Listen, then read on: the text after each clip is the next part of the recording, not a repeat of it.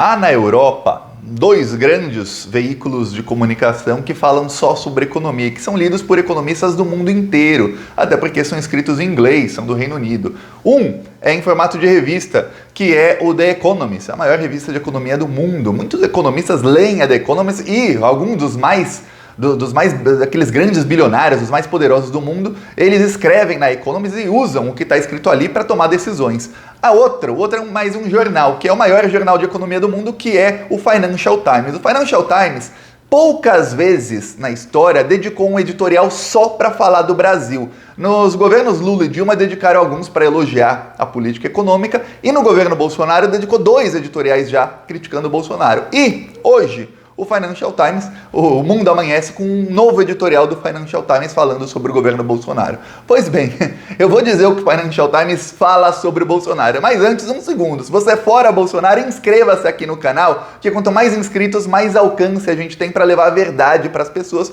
porque eu sei, você sabe que o Bolsonaro trabalha com base em fake news. Então, um segundinho, inscreva-se. A gente também faz oposição nas ruas. No fim do vídeo eu vou mostrar o nosso carro de som rodando e denunciando os crimes do Bolsonaro em Porto Alegre. Agora vamos falar sobre o Financial Times. Inscrevem. Financial Times. O que eles falaram sobre o Bolsonaro? Eles simplesmente detonaram o governo Bolsonaro. Não só o governo Bolsonaro, como a pessoa do Bolsonaro. Falaram de todos os crimes cometidos pelo Bolsonaro. O texto do Financial Times começa falando sobre o desastre que o Bolsonaro causou na pandemia, sobre todas as mortes, fala sobre a CPI. Aí, em determinado momento, eles falam que a Comissão Parlamentar de Inquérito, a CPI, fez investigação, que o relatório final indiciou o Bolsonaro por vários crimes, falam sobre as mais de 600 mil mortes, falam inclusive sobre o fato de que o Bolsonaro evitou fazer um lockdown e que isso fez com que a economia do Brasil degringolasse, ou seja, os países que fizeram o lockdown tiveram uma retomada econômica mais rápida. E aí eles falam, olha, apesar de todos esses crimes, também falam da corrupção, muito dificilmente isso vai afetar a eleição do Bolsonaro juridicamente. Por quê? Porque dificilmente a Suprema Corte do Brasil vai processar um presidente que está em exercício ou fazer alguma coisa contra um presidente em exercício.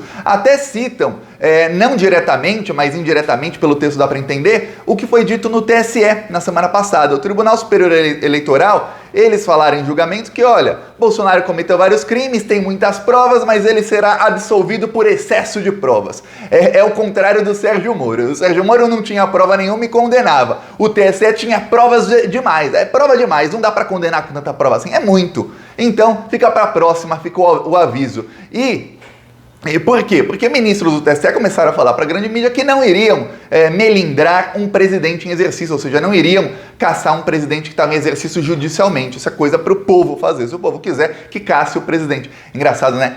Só aqui um parênteses. Quando era contra o PT, aí valia tudo. Aí esses ministros do TSE, eles eram todos tigrões. Contra o Bolsonaro são todos tchutchuca. Esse é o TSE e o Supremo Tribunal Federal, todos eles. Enfim, o Financial Times fala sobre isso, cita todos os crimes, mas o Financial Times diz, o Bolsonaro dificilmente será reeleito. Por quê? Por conta dos crimes na pandemia? Não. Por conta das tantas denúncias de corrupção no governo dele? Tampouco. Por quê? Pelas investigações que estão em curso? Também não. Por quê? Por conta da parte econômica. Vamos lembrar que é o Financial Times, eles falam de economia. Aí o Financial Times, eles detonam o governo Bolsonaro. Eles mostram que os países emergentes, e aí, veja bem, tem um grupo, que é o grupo dos países emergentes, ou seja, emergente é um nome bonitinho que deram para países de terceiro mundo, países que são explorados pelos ricos. São os emergentes. Os países emergentes crescem mais do que o Brasil. Também, no pós-pandemia. Também, segunda coisa, os países, as maiores economias do mundo crescem mais do que o Brasil. Só uma coisa que, isso não estava no texto do Financial Times, mas que eu vou te dar um adendo. Dos grupos de países do G20, que o Bolsonaro foi essa semana, né? Foi no final de semana, o Brasil é o que tem o pior PIB. Sabia disso? O Brasil teve o pior PIB nesse ano, de todos os outros 19 países tem uma projeção de PIB maior do que a do Brasil. Só para você ter ideia. Tem também a terceira pior inflação. A Bolsa de Valores do Brasil é a que mais cai entre todos esses 20. Só para você ter ideia de algumas coisas sobre a política econômica do governo Bolsonaro e do Paulo Guedes. Aí o Financial Times destaca o fato de que o Paulo Guedes, que era visto pelo grande mercado, inclusive pelo próprio Financial Times, pela Economist, que é a maior revista de economia do mundo, como um cara que ele era um cara visionário, de vanguarda, um cara que vai vai adotar uma política fiscal para ter sempre superávit primário. O que é superávit? Superávit é quando o país arrecadou mais do que gastou, ou seja, entrou dinheiro em caixa no Brasil, o Brasil está lucrando, e aí vai usar esse lucro para fazer o melhor para a população. Isso é o que a direita fala, nunca foi assim. É quando tem superávit, o dinheiro vai todo para os bilionários e os pobres que se danem. Mas o Paulo Guedes o mercado tinha essa visão do Guedes, isso mudou. Paulo Guedes, na semana passada e na semana retrasada, ele admitiu furar o teto de gastos. Não só furar o teto de gastos, explodiu o teto de gastos. E tem uma coisa, eu, Thiago, sou contra o teto de gastos, só que tem uma coisa. Se você tem um governo, eu vou dar o exemplo do governo Lula. O governo Lula não tinha teto de gastos. E o Lula teve superávit em todos os 8 anos do governo Lula. Inclusive em 2007, com a maior crise econômica desde 1929, o Lula conseguiu ter superávit. Por quê? Porque tinha um governo que tinha responsabilidade de falar, eu tô arrecadando tanto, eu vou gastar tanto, eu vou colocar o pobre no orçamento, e aí se eu dou dinheiro na mão das pessoas mais pobres e ainda invisto para gerar empregos, o que acontece? Você dá 100 reais para uma pessoa pobre, essa pessoa vai gastar 100 reais, vai ali no mercadinho e gasta 100 reais. Quando essa pessoa está gastando no mercadinho, aí você dá para várias começam a comprar, o mercadinho começa a crescer, começa a contratar mais gente, já gerou um emprego. Aí esse cara que não tinha emprego agora tem emprego, ele tem dinheiro agora no bolso, ele começa a gastar, aí ele vai numa loja de roupa, ele compra uma roupa nova, aí ele vai no bar da esquina, quando vê a economia começa a crescer. Foi isso o que o Lula fez. E quando essas pessoas pobres começam a gastar dinheiro, sabe o que acontece? Os maiores impostos no Brasil são impostos sobre consumo. Então, quando as pessoas pobres que não consumiam entram no mercado consumidor, o que acontece? Essas pessoas começam a pagar imposto mesmo sem saber que estão pagando. Porque elas começam a comprar e tem imposto embutido em tudo. O governo arrecadava e reinvestia em obras, em tudo mais, e essas obras geravam empregos, e foi assim que o Lula conseguiu fazer o Brasil chegar, isso já no meio do governo Dilma, à situação de pleno emprego. Veja bem, investindo nos mais pobres e sabendo como fazer o investimento. Já o Bolsonaro não. E aí o Financial Times não fazem esse parênteses sobre o Lula que eu fiz aqui, só para te dar um exemplo de uma coisa que deu certo, que levou o Brasil ao pleno emprego, que controlava o valor do dólar, não muito alto, não muito baixo. Exatamente o suficiente, ficava ali entre 2,50 e 3 reais, que era o suficiente para a economia do Brasil poder crescer sustentavelmente. É o exemplo do que deu certo. O Financial Times usa o exemplo do que deu errado, que é o quê? Furar o teto de gastos, não ter política nenhuma, pegar dinheiro e simplesmente falar, vamos pagar aqui 400 reais para as pessoas, num programa completamente eleitoreiro. Por que eleitoreiro? Porque acaba, coincidência ou não, e eu sei, você sabe que não é coincidência, o Auxílio Brasil acaba justo um mês depois da eleição, ou seja, tem o segundo turno da eleição no final de outubro, a última parcela é paga em novembro e acabou o programa. Se o Bolsonaro é eleito, se não interessa, as pessoas já não ganham mais. Esse é o Auxílio Brasil. Então o Financial Times mostra isso e mostra, olha, a retomada econômica do Brasil não aconteceu. O Brasil é um país que não tem nenhuma política econômica que pode melhorar a vida das pessoas mais pobres e da população em geral, não só das mais pobres, mas se você não melhora a vida das pessoas mais pobres, você consequentemente vai acabar não melhorando a vida da classe média e vai melhorar só a vida de quem? Dos bilionários. E isso não está indo bem para a economia, porque o Brasil não está conseguindo ter superávit e, por conta disso, vai acabar gastando mais do que pode. Só para você ter ideia, e veja bem, tem tantas maneiras de driblar o teto de gastos com responsabilidade e sem fazer uma farra fiscal, alguma coisa assim, mas obviamente que o mercado não quer. Por quê? O mercado quer política de austeridade, que é os pobres mais pobres, os ricos mais ricos e o teto de gastos respeitado. O teto de gastos sendo respeitado, ou qualquer outra política fiscal, na verdade o teto de gastos é a política fiscal mais invasiva na economia e num governo que existe. Talvez por isso que tenham dado o golpe na Dilma, para impor a PEC que nós da esquerda chamávamos, eu pelo menos Thiago, chamava de PEC do fim do mundo, porque a partir daquilo o Brasil estava de joelhos para o mercado financeiro e está até hoje. O Bolsonaro foi a favor, votou a favor. O Guedes era a favor. Agora são todos contra, por quê? Porque ele precisa de um plano eleitoreiro. Então o Financial Times faz todo esse desenho do panorama do Brasil e fala, o Bolsonaro dificilmente se reelege porque a economia do Brasil não vai crescer. A economia do Brasil, veja bem, a economia do Brasil tinha projeções do começo de 2021, lá de janeiro, fevereiro. Eles falavam, em 2022, o Brasil vai crescer 2,5%. Quem fala isso era o Thiago? Não, o Thiago falava que o Brasil ia ter recessão, viu? O Thiago aqui faz uma análise econômica melhor do que todos esses economistas com doutorado e pós-doutorado. E aí falava, não, o Brasil em 2022 vai crescer 2,5%. Aí corrigiram, lá em junho, julho, lá atrás, corrigiram. Não, o Brasil vai crescer 1,5%. Aí corrigiram de novo em agosto, o Brasil vai crescer 1%. Agora o Itaú, os economistas do Itaú, deviam assistir mais o Plantão Brasil, quem sabe não iam errar tanto. Os economistas do Itaú agora falaram que o Brasil vai ter recessão de 0,5% em 2022. O JP Morgan é um dos maiores, uma dos maiores investidores do mundo. Falou que o Brasil terá uma economia 0% em 2022, ou seja, não vai crescer nada, também não vai ter recessão, mas 0%, que é uma porcaria. Veja bem, por que é uma porcaria 0%? Dependendo da situação, vou dar um exemplo, no meio de uma crise econômica mundial, você ter 0% é ótimo. Eu lembro em 2011 e 2012, toda a Europa estava com recessão de 5%, 7%. O país que conseguisse recessão de 0%, como na época eu lembro que a Polônia, a Hungria conseguiram 0%, era ótimo, melhor que menos 5%.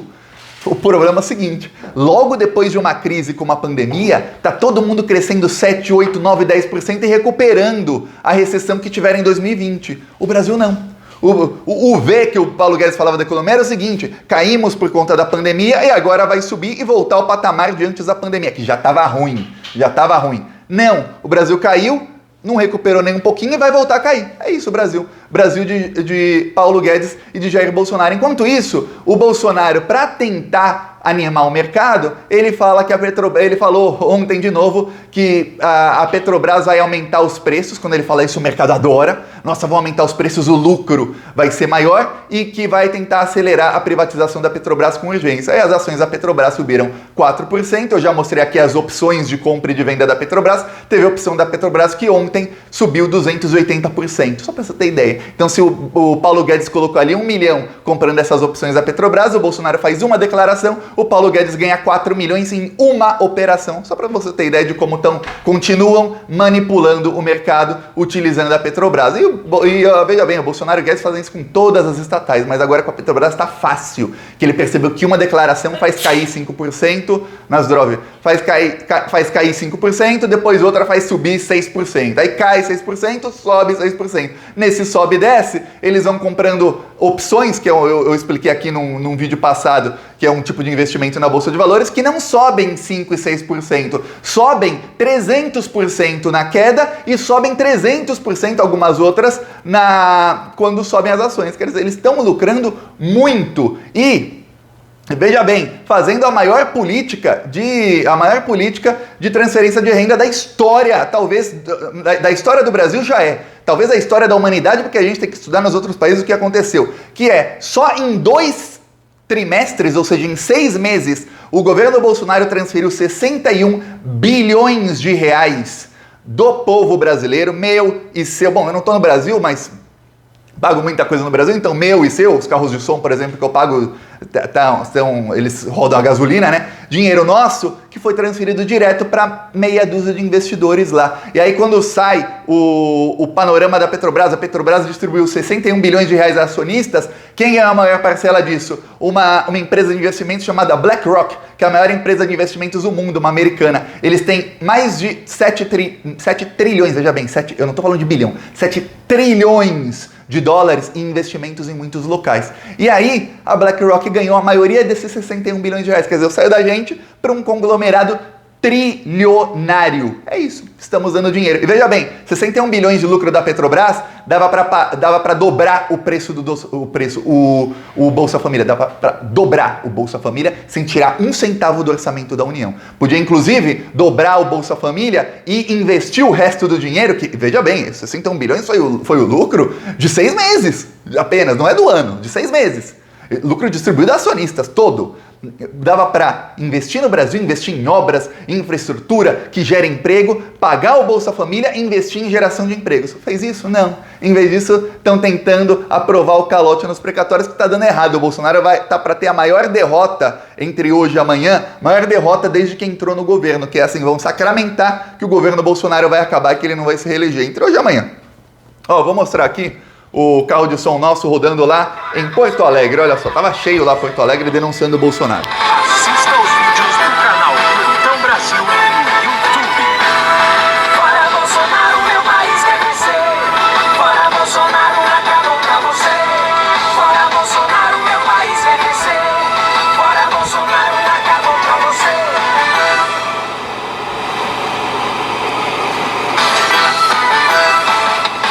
Assista aos vídeos do canal Plantão Brasil no YouTube. A música tem 4 minutos, ele põe justo a parte que não tem a letra. Vou colocar aqui. Fora Bolsonaro. Fora Bolsonaro, meu país quer crescer.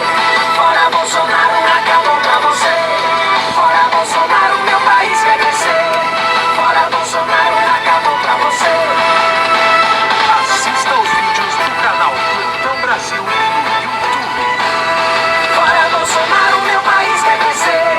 Fora Bolsonaro. Muito importante denunciar esses malditos nas ruas e mostrar para a população, né? Quando a gente roda, principalmente em cidades do interior, dá para ver a alegria da população, que tem alguém lá falando fora Bolsonaro nas ruas. O rapaz do carro de som, ele coloca só a parte da Assista Plantão Brasil para provar que ele fez comercial, mas eu vou falar para ele, ó, próximos vídeos mostra a letra da música, tem 4 minutos, só fala Plantão Brasil 2 vezes.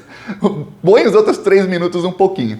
Quem quiser nos apoiar, embaixo do vídeo tem o botão Seja Membro. No primeiro comentário eu deixo o Pix, o PicPay, deixo também as minhas outras redes sociais e vamos continuar indo pra cima deles, que ó, a imprensa do mundo inteiro já quer fora Bolsonaro. Só falta agora, claro, a imprensa brasileira é muito bem paga para apoiar o desgoverno, mas só falta agora chegar a eleição e esse pesadelo vai terminar. Falou!